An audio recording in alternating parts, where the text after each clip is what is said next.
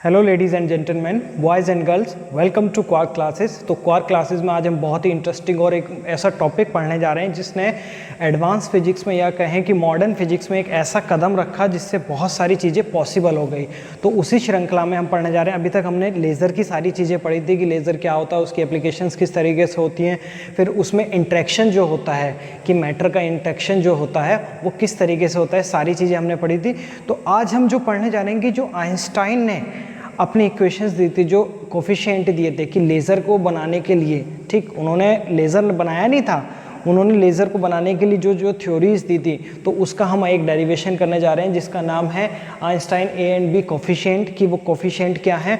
और सबसे अच्छी बात इस वीडियो की ये है कि हम जो इसमें लास्ट में कंक्लूजन निकालेंगे वो आप जो लोग ज़रूर सुनिएगा। क्यों? क्योंकि वो आप लोगों के लिए बहुत ज़्यादा महत्वपूर्ण है। उसमें हम जो कंक्लूजन निकालेंगे उसमें हम ज़रूर बताएंगे कि इसका क्या फिजिकल सिग्निफिकेंस है, इससे आप क्या समझते हैं। सिर्फ हम यहाँ डेरिवेशन नहीं करेंगे कि हमने डेरिवेशन किया, इस तरीके से पूरा लिख दिया और ख़त्म। ये वीडियो अच्छी खासी लंबी वीडियो होगी, तो इसका कंक्लूजन ज़रूर देखिएगा। क्यों? क्योंकि उससे बहुत सारी चीज़ें ऐसी पता चलेंगी जो आपने लगभग सोची भी नहीं होंगी कि हाँ ये चीज़ें होती हैं। तो देखते रहिए, बने रहिए। चलिए स्टार्ट करते हैं डेरिवेशन। तो इससे पहले लास्ट क्लास में हमने absorption, spontaneous emission, stimulated emission, या कहें एब्जॉर्प्शन कौन सा था, इंड्यूस्ड एब्जॉर्प्शन पढ़ा था, या कह लीजिए स्टिमुलेटेड एब्जॉर्प्शन हमने पढ़ा था इससे पहले। तो हम यहाँ जानते हैं कि किस तरीके से चीज़ें हैं। क्या थोड़ा सा समराइज़ करके, क्यों? क्योंकि जो आइंस्टाइन कोफिशिएंट है उसकी ओरिजिन यहीं से है। तो ये जो पहला डायग्राम में मैंने दिखाया एब्जॉर्प्शन की, यहाँ पे एक ये गैप है, ये E1 एनर्जी है, E2 एनर्जी, N2 N1 और N2 क्या है, number of the atoms per unit volume with respect to N1 E1 और ये N2 E2 एनर्जी के, ठीक है।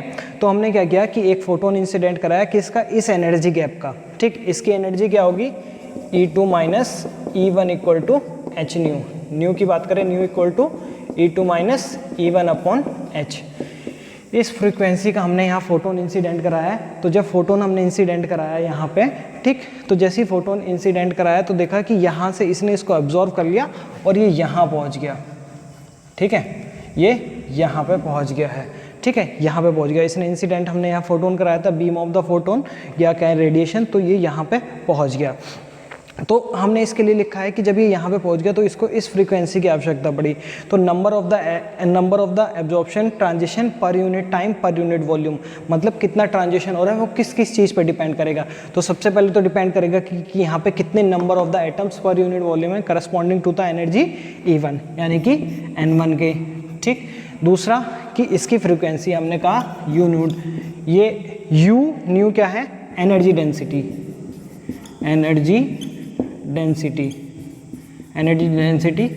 Range nu to nu plus d nu. इस रेंज में एनर्जी डेंसिटी है। न्यू टू न्यू इसलिए लिखा हमने कि जिससे हम ये कह सकें जो हमारे पास एनर्जी जो फ्रीक्वेंसी होती है वो मोनोक्रोमेटिक नहीं होती है, ठीक है, उसका कुछ ना कुछ एक पर्टिकुलर वो मोनोक्रोमेटिक, परफेक्ट मोनोक्रोमेटिक नहीं होता। तो हमने ये इसलिए एक रेंज ले ली। अब हमने यहाँ लिखा dN1 equal to dt equal to, यह आ गया B12, ठीक है ना। B12 मतलब वन स्टेट से सेकेंड स्टेट में, N1 U न्यू। B12 क्या है, दैट इज़ द कोफिशिएंट, ठीक है, आइंस्टाइन कोफिशिएंट ऑफ एब्जॉर्प्शन या आइंस्टाइन कोफिशिएंट ऑफ एब्जॉर्प्शन। इसको हम एक नाम और देते हैं, बेसिकली हम इसको ये कह लेते हैं कि आइंस्टाइन कोफिशिएंट है ये बेसिकली, ठीक है। तो हम इसमें आगे सारी चीज़ें देखेंगे, ठीक है। तो एक इक्वेशन ये आ गई, इस इक्वेशन को याद रखिएगा, मैं इस पर डब्बा बना देता हूँ। एक इक्वेशन ये आ गई, इक्वेशन 1, ठीक। सेम इसी तरीके से स्पॉन्टेनियस मतलब अब वो जब ऊपर पहुंच गया है तो ऊपर वो ऐसा तो नहीं कि कई घंटों या कई मिनट तक रहेगा, सिर्फ वो 10⁻⁻8 सेकंड तक यहाँ पे रहता है, ठीक है। स्पॉन्टेनियस मतलब स्वयं। तो जैसे ही वो ऊपर से नीचे आया तो उन्हें एक फोटोन रेडिएट किया, किस एनर्जी का, सेम इसी एनर्जी का फोटोन उसने यहाँ से एमिट किया है। तो यहाँ पे फिर लिखेंगे number of the spontaneous transition per unit time पर unit volume is rate change equation. ये किस पे डिपेंड करेगी, N2 पे। तो यहाँ पे तो हमने कोई एनर्जी दी नहीं है, तो इसलिए यहाँ पे इसका कोई भी रोल नहीं आएगा, यानी कि dN2 upon dt equal to A21 N2। A21 क्या है, आइंस्टाइन कोफिशिएंट, ठीक, Einstein coefficient, spontaneous Einstein coefficient, ठीक है, हमने इसको ये कहा, ये इसको इक्वेशन 2 रख लिया। ठीक, अब इसी तरीके से हम देखते हैं stimulated, that is the principle of the laser, ध्यान दीजिएगा, that is the principle of the laser. ठीक है, इसमें क्या किया कि इलेक्ट्रॉन पहले, सॉरी, यहाँ जो एटम थे वो पहले से यहाँ था, ठीक है, इलेक्ट्रॉन पहले से यहाँ था।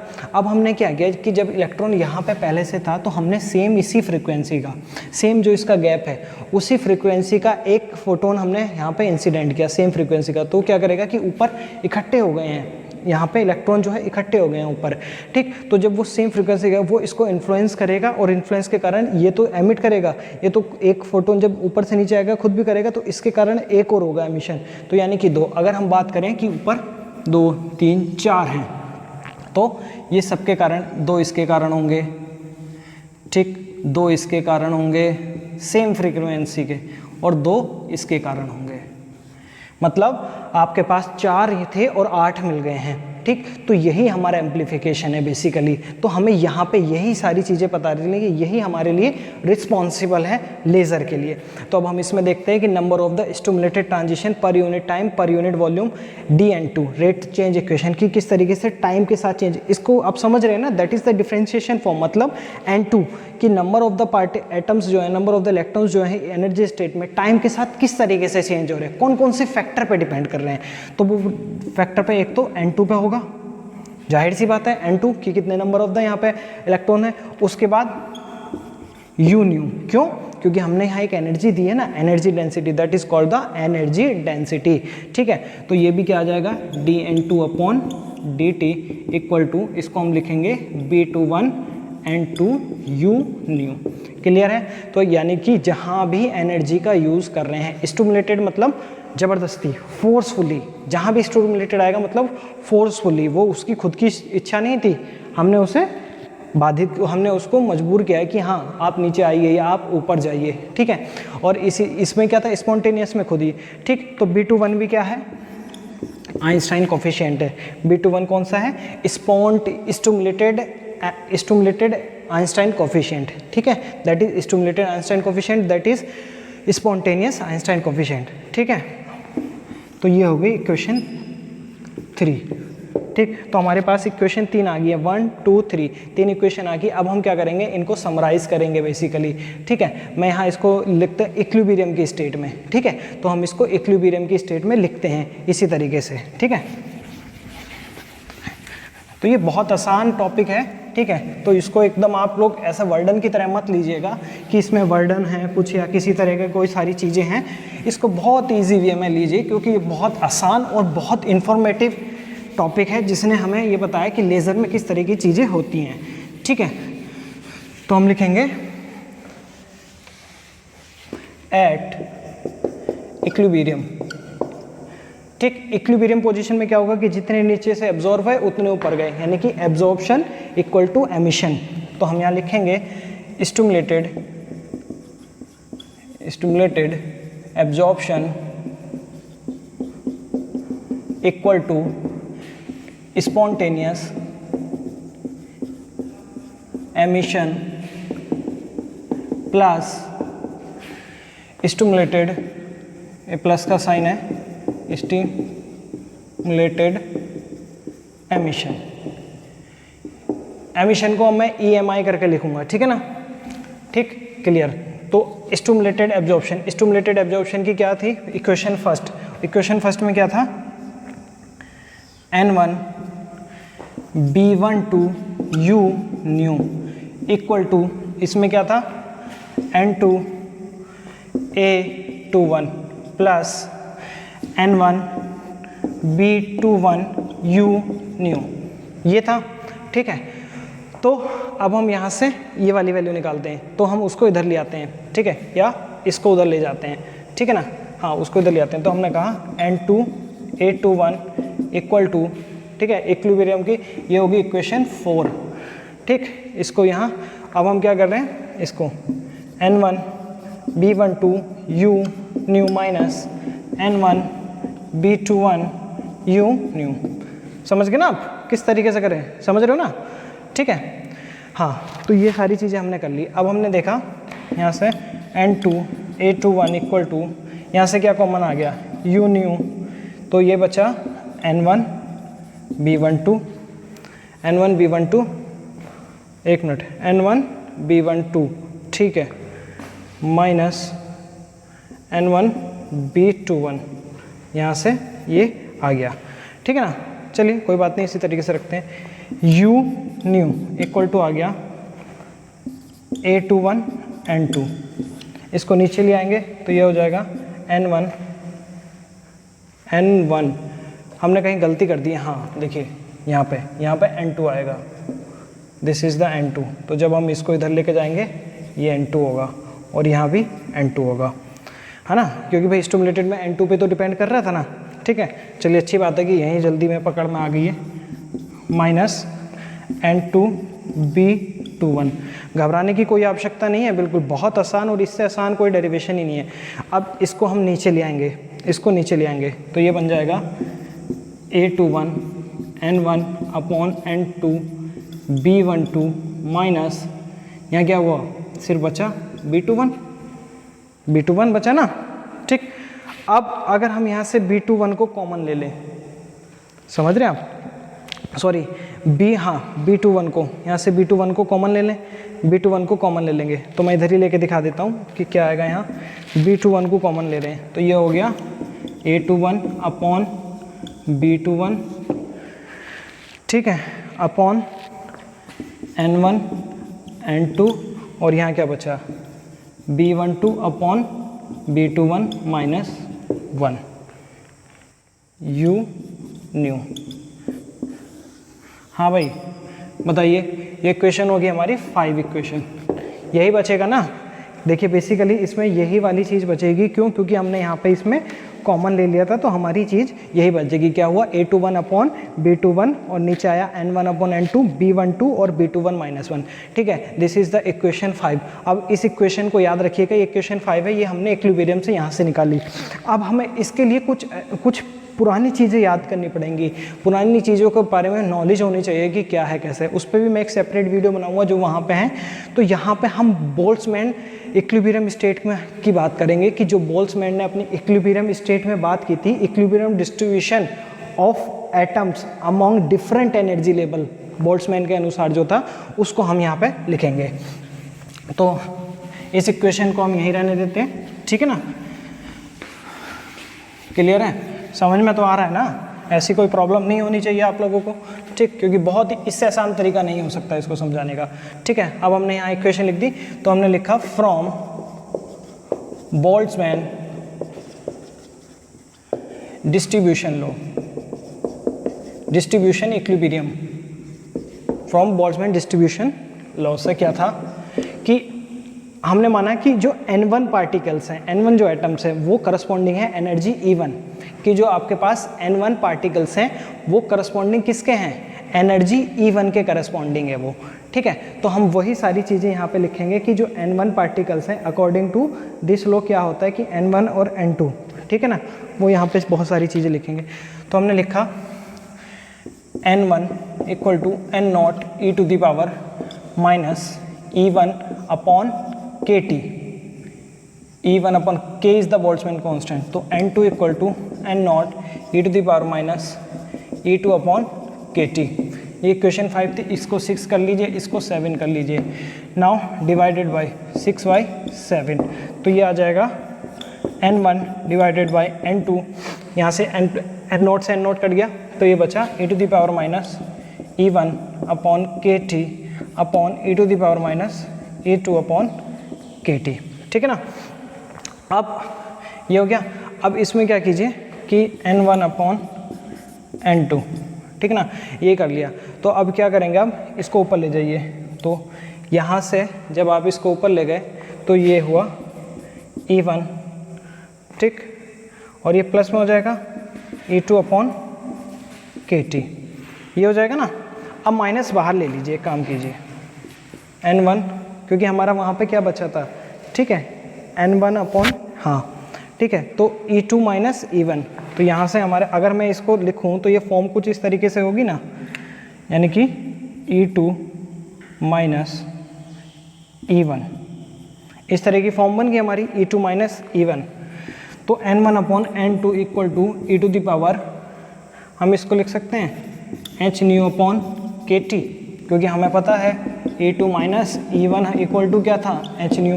हमने बताया था ना एब्जॉर्प्शन में इन दोनों के बीच की कितनी फ्रिक्वेंसी है, तो वो था h न्यू इक्वल टू, ये एनर्जी E1 थी, ये एनर्जी E2 थी, तो ये E2 माइनस E1 था, यानी कि न्यू जो आ गई थी वो E2 minus E1 upon h आ गई थी। तो हमने बताया था कि इस फ्रिक्वेंसी का हमने यहाँ इंसिडेंट कराया था। चलिए, तो हम इसको आसानी से ये लिख सकते हैं, ठीक, यहाँ से ये समझ में आ गया आपको कि किस तरीके से लिख सकते हैं। अब इस इक्वेशन को हमने कहा दैट इज द इक्वेशन 8, ठीक है। अब इस इक्वेशन 8 को, ये वाली जो वैल्यू है n1 और n2 की वैल्यू, क्या हम इक्वेशन 5 में ये सारी वैल्यूज़ रख सकते हैं? जल्दी बताइए। तो बिल्कुल इसमें हम ये वैल्यूज़ रख सकते हैं, कोई प्रॉब्लम की बात नहीं है, ठीक है। तो अब हम यहाँ पे हमें ये समझ में आ गया, ठीक है, कि n1 और n2 की वैल्यू ये आ गई। अब उससे पहले एक चीज़ और समझते हैं कि ये वाली वैल्यू हम यहाँ पे पुट कर देते हैं, उसके बाद हम देखते हैं कि क्या क्या चीज़ें यहाँ पे हो रही हैं। तो ये वैल्यू जब हमने सब्स्टिट्यूट की, सब्स्टिट्यूट इक्वेशन नहीं लिखते हम, फ्रॉम इक्वेशन 5 एंड 8, इक्वेशन 5 से और 8 से देखते हैं। तो 8 में जो n1 और n2 की वैल्यू है वो 5 में पुट कर दी, तो putting n1 upon n2 in equation 8, तो हमें यहाँ से क्या मिला, u न्यू इक्वल टू 821 अपॉन b21 अपॉन n1 n2 की जगह हमने क्या रखा, इसको हमने सेपरेट कर लिया, b12 और b21, और इसकी जगह हमने रखा e to the power h nu, e to the power h nu upon के टी माइनस 1। देख रहे हैं ना, यहाँ इसकी जगह क्या है, -1 यहाँ पे, ठीक है। तो हमने ये रख लिया, क्लियर है। इसमें किसी को भी, मुझे नहीं लगता कि कोई कन्फ्यूज़न, किसी तरह की कोई कन्फ्यूज़न किसी को रहनी चाहिए। अब एक चीज़ हम देखते हैं, ठीक है, इस इक्वेशन को हम नाम देंगे equation 9, that is the equation 9, ठीक। नाउ अब इससे पहले आपने एक ब्लैक बॉडी रेडिएशन में एक चीज़ और पढ़ी होगी कि जो ब्लैक बॉडी रेडिएशन में जो प्लांक्स ने फॉर्मूला निकाला था एनर्जी डेंसिटी का, एनर्जी डेंसिटी वहाँ भी क्या हमने यही माना था, यू न्यू। तो जो वो एनर्जी डेंसिटी का फॉर्मूला है वहाँ यहाँ पे हम उससे कंपेयर कर लेंगे। तो now from Planck formula, Planck formula, ठीक है, प्लांक फॉर्मूले से, तो क्या था, nu equal to 8 pi h nu cube upon c cube, ठीक, e to the power h nu upon के टी माइनस 1। ये वैल्यू वहाँ पे थी, ठीक है ना। ये वैल्यू हमें वहाँ से जो प्लांक्स फॉर्मूला, जो प्लांक ने अपना फॉर्मूला दिया था वहाँ पे ये वैल्यू हमें पता है कि ये वैल्यू होती है, ठीक है। तो अब हम इसमें यही कंपेयर करेंगे किस तरीके की चीज़ें, तो हम इसको, ठीक है, इसको मान ली equation 10। Now comparing equation 9 and 10, तो अब हम 9 और 10 को कंपेयर करेंगे। हम देखेंगे कि a2 अपॉन b2 की वैल्यू तो ये है पूरी, ठीक है भाई, इसको इस तरीके से भी तो लिख सकते हैं हम, अपॉन सी स्क्वायर सी क्यूब। तो b12 और b21 की वैल्यू क्या आ जाएगी 1, इसकी वैल्यू क्या आ जाएगी, तो हम लिखते हैं now comparing, after comparing, bore मत होइएगा इसमें बिल्कुल भी किसी तरीके से, बहुत आसान और मज़ेदार चीज़ है। अब जो चीज़ निकल के आएगी ना इसमें, वो एकदम आपका दिमाग खोल देगी कि हाँ इसमें ये चीज़ हुआ था, ठीक है। तो आपको ये जितना भी कंटेंट मिल रहा है वो फ्री ऑफ कॉस्ट है, तो इतना फ़र्ज आपका बनता है कि हमारे जो चैनल है इसको लाइक और सब्सक्राइब कम से कम कर दें आप, ठीक है। किसी भी तरह से जो भी है आपको बस भंडार पूरा मिल रहा है, ठीक है। तो चलिए अब हम स्टार्ट करते हैं। आफ्टर कंपेयरिंग इक्वेशन, कौन कौन सी है, 9 एंड 10, ठीक है। 9 और 10 इक्वेशन कंपेयर करने के बाद हमें क्या पता चला कि जो a21 अपॉन b21 है, b21 उसकी वैल्यू है 8 pi h nu cube upon c cube, और ठीक b12 और b21 की जो वैल्यू है, b21 की वो वैल्यू है 1। तो हमारे ये दो रिजल्ट आए इससे, इसको हमने कह दिया 11 और इसको कहा 12। सो अभी तक जो हमने यहाँ पढ़ा, जितना भी ये सारी चीज़ें थी, ये सिर्फ और सिर्फ मैथमेटिक्स थी। That is the language of the physics, only on mathematics. Mathematics पढ़ना है तो उसके लिए मैंने लिंक नीचे दे रखा है, वहाँ से आप मैथमेटिक्स पढ़ सकते हैं। बट अब हम वहाँ पे मैंने मैथमेटिक्स का लिंक दे रखा है, आप वहाँ से मैथमेटिक्स पढ़ सकते हैं। बट हमें यहाँ जाननी है फिजिक्स, कि क्या फिजिक्स है इसके पीछे, इसका क्या मोटो है हमारा, ये जो दो कंक्लूजन निकल के आए उससे हमें क्या पता चल रहा है। चलिए आइए जानने की कोशिश करते हैं। तो B12 और B21, B12 आपको याद है ना, B12 मतलब एब्जॉर्प्शन, स्टिमुलेटेड एब्जॉर्प्शन, और upon B21 that is stimulated emission equal to 1 आया है ये, ठीक। B21 ये कोफिशिएंट थे ना, स्टिमुलेटेड एब्जॉर्प्शन कोफिशिएंट, ठीक है, कोफिशिएंट, ये सारी चीज़ें थी। तो इसका मतलब 1 है, मतलब इसकी वैल्यू इसके बराबर, यानी कि हम ये लिख सकते हैं B12 equal to B21। But क्या ये पॉसिबल है कि अगर ये कंडीशन अप्लाई हो तो हमें लेज़र एक्शन मिल जाए?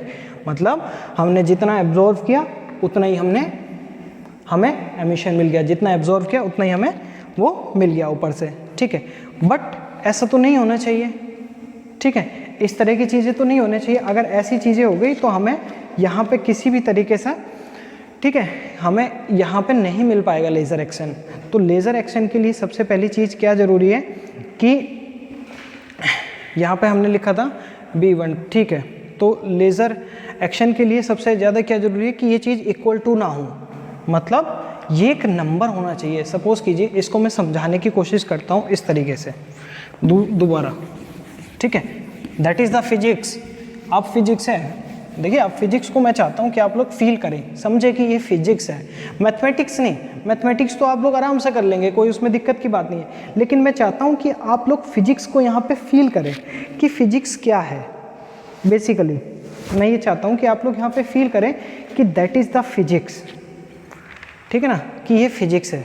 कि जो B21 है स्पॉन्टेनियस, इसका रेशियो, ठीक है, इसका रेशियो अगर हम बात करें, ठीक है, तो ये जितना कम होगा, ठीक है, जितना कम होगा इसका रेशियो, जितना इसका रेशियो कम होगा उतना ही हमें लेज़र मिलेगा, ठीक है। यानी कि फ्रीक्वेंसी जो हम बात करें ना कि जो फ्रीक्वेंसी होती है हायर फ्रीक्वेंसी, जैसे एक्सरे हो गया, अल्ट्रावायलेट हो गया, गामा रे हो गया, तो उसमें हमें लेज़र एक्शन मिलने में ज़्यादा होती है, कमी वो होती है। क्यों? क्योंकि इसका रेशियो ज़्यादा है, यानी कि B21 जो है वो कम होना चाहिए, बेसिकली जो स्टिमुलेट ज़्यादा होना चाहिए, ठीक है, ज़्यादा होना चाहिए। और A21 क्या है? कम होना चाहिए, मतलब एब्जॉर्प्शन की अगर हम बात करें कि एब्जॉर्प्शन अगर कम होगा तो देखिए यहाँ पे मैं ये बता रहा हूँ कि इसमें हमें क्या पता चलेगा कि A21 अपॉन B21, मतलब ये वाला रेशियो जितना कम होगा, ये वाला रेशियो जितना कम होगा उतना लेज़र बनाने में हमें आसानी होगी। क्यों? क्योंकि ये किस पे डिपेंड कर रहा है? फ्रीक्वेंसी पे डिपेंड कर रहा है, मतलब फ्रीक्वेंसी जितनी कम होगी, ज़्यादा नहीं, जितनी कम होगी उतने पे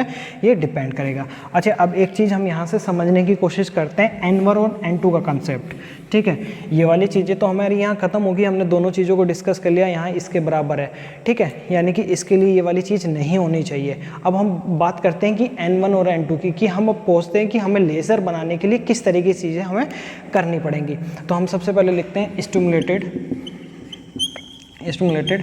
emission, rate change of stimulated emission upon stimulated absorption, ठीक है, स्टिमुलेटेड एब्जॉर्प्शन। तो हमने स्टिमुलेटेड एमिशन की बात करी, ठीक है, तो यानी कि हम बात करते हैं B21, स्टिमुलेटेड मतलब ऊपर से आ रहे हैं, N2 और U न्यू, ठीक, और स्टिमुलेटेड एब्जॉर्प्शन मतलब B12 N1 और U न्यू, ये बात करी। तो यहाँ से हमें पता चल गया B1 B2 अगर ये एक दूसरे के बराबर हैं, ठीक, और ये भी हैं, तो हमें ये बेसिकली यहाँ मिल जाएगा N2 अपॉन N1। अब हम इसमें कंडीशन लगाते हैं, if N2 upon N1 is less than 1, ये मतलब कि N2 अपॉन N1 यानी कि बात करें N2 N1 यहाँ पे, यानी कि यहाँ पे नंबर ज़्यादा ऑफ एब्जॉर्प्शन, यहाँ पे नंबर ऑफ द पार्टिकल्स या इलेक्ट्रॉन्स ज़्यादा हैं, तो उस कंडीशन में हमें नहीं मिलेगा। क्यों? क्योंकि ज़्यादा से सारी एनर्जी किस में चली जाएगी? एब्जॉर्ब करने में यहाँ से चली जाएगी। ठीक, तो इस कंडीशन में नहीं मिलेगा। अब हमने कहा N2/N1 इक्वल टू 1 इफ़, ये कंडीशन है जो हम डिस्कस कर रहे हैं, ये फर्स्ट कंडीशन होगी, ये सेकंड कंडीशन होगी। इफ़ N2/N1 इक्वल टू 1, यानी कि इसके बराबर अगर हो जाए, यानी कि N2 इक्वल टू N1, तो ये कुछ इस तरीके से हो गया, नो प्रॉफिट नो लॉस, मतलब हमने जितना इन्वेस्ट किया उतना ही हमें मिल गया। जैसे शेयर मार्केट में होता है ना कि कई बार होता है नो प्रॉफिट नो लॉस, जितना आप इन्वेस्ट करते हैं उतना ही आपको मिल जाता है। लेकिन ये हमें क्या, हम इससे क्या हम लेज़र बना सकते हैं? नहीं। क्यों? बिल्कुल नहीं बना सकते। क्यों? क्योंकि हमें एम्पलीफाइड चाहिए, हम जितना दे रहे हैं उससे अधिक चाहिए हमें। ठीक है, मतलब अगर हमने 1 रुपया लगाया है तो हमें 100 रुपये चाहिए। ठीक, ये फंडा है इसका, यानी कि ये कंडीशन भी लेज़र के लिए फुलफिल नहीं है, ये कंडीशन भी लेज़र के लिए फुलफिल नहीं है। नेक्स्ट क्या किया अब हमने? इफ़, यही मैं कर देता हूँ, इफ़ N2/N1 ग्रेटर देन 1, यानी कि N2 ग्रेटर देन 1, मतलब हमें जो स्टेट है, जो एक्साइटेड स्टेट है, इसमें नंबर ऑफ द एटम से नंबर ऑफ द इलेक्ट्रॉन्स ज़्यादा चाहिए। जब ज़्यादा नंबर ऑफ द इलेक्ट्रॉन्स होंगे तो उसके कारण क्या होगा कि ज़्यादा नंबर ऑफ द इलेक्ट्रॉन्स होंगे तो वो ज़्यादा एम्पलीफाइड करेंगे। ठीक है, जैसे हमने बताया था ना कि अगर यहाँ 4 हैं तो 4 के 8 हो जाएंगे, हमने 4 भेजे थे 8 हो गए, तो हमें यहाँ मिलेगा। सो ये जो चीज़ मैंने बताई है ये है that is called the population inversion. इससे हम ये बताएंगे कि किस तरीके से पॉपुलेशन इन्वर्जन पे पहुंचेंगे। तो जो कंक्लूज़न था वो जो आइंस्टाइन का कंक्लूज़न था, एक तो ये था और एक ये सारी चीज़ें। तो जो आइंस्टाइन का डेरिवेशन है वो बेसिकली यहाँ तक है। ये चीज़ हमें बताती है कि ये रेशियो कम होना चाहिए, ये रेशियो कम होगा। ठीक है, क्यों? क्योंकि B21 क्या है, बेसिकली कोफिशिएंट किसका है कि जो एक्साइटेड स्टेट से आ रहे हैं उसका कोफिशिएंट है ये। ठीक है, तो यानी कि हमें जो लेज़र मिलता है वो जो हमारी एक्चुअल जो रियल लाइफ में हम बात करें कि जो लो फ्रीक्वेंसी की लाइट है उसके लिए बहुत आसानी से हम लेज़र बना सकते हैं in comparison X-ray, gamma ray, ultraviolet इनके लिए। ठीक है ना, तो मुझे लगता है कि आप लोगों को ये अच्छे से समझ में आया होगा। ठीक है, और अच्छे से आप इसको पढ़ेंगे, समझेंगे इसका क्या मतलब है, इन दोनों चीज़ों का फिजिकल सिग्निफिकेंस आप लोग जानेंगे, तब इसमें है कि हाँ आपने ये डेरिवेशन किया है। वरना मैथमेटिक्स के लिए एक चैनल है उसको सब्सक्राइब कर लीजिए, वहाँ पे आप सारी चीज़ें मैथमेटिक्स की सीख सकते हैं। लेकिन फिजिक्स के लिए, फिजिक्स जो आपको समझनी है वो ये है, that is the physics, that is the pure physics जो आपको समझा रही है कि हाँ लेज़र इस तरीके से होगा, ये कंडीशन हमने देखी। ठीक, तो इससे हम आगे बढ़ेंगे। नेक्स्ट लेक्चर में जो हमारा रहेगा वो बेसिकली रहेगा कि पॉपुलेशन इन्वर्जन क्या है, पंपिंग क्या होती है, किस तरीके से कितने टाइप की होती है, ये सारी चीज़ें हम उसमें बढ़ेंगे। बाकी आपको कुछ भी लगता है, किसी भी तरह का कोई आप कमेंट या कोई सुधार चाहते हैं तो नीचे कमेंट में लिख दीजिएगा, कुछ भी शायद। ठीक है, सो लेट्स स्टॉप, यहाँ हम स्टॉप करते हैं। So thank you very much.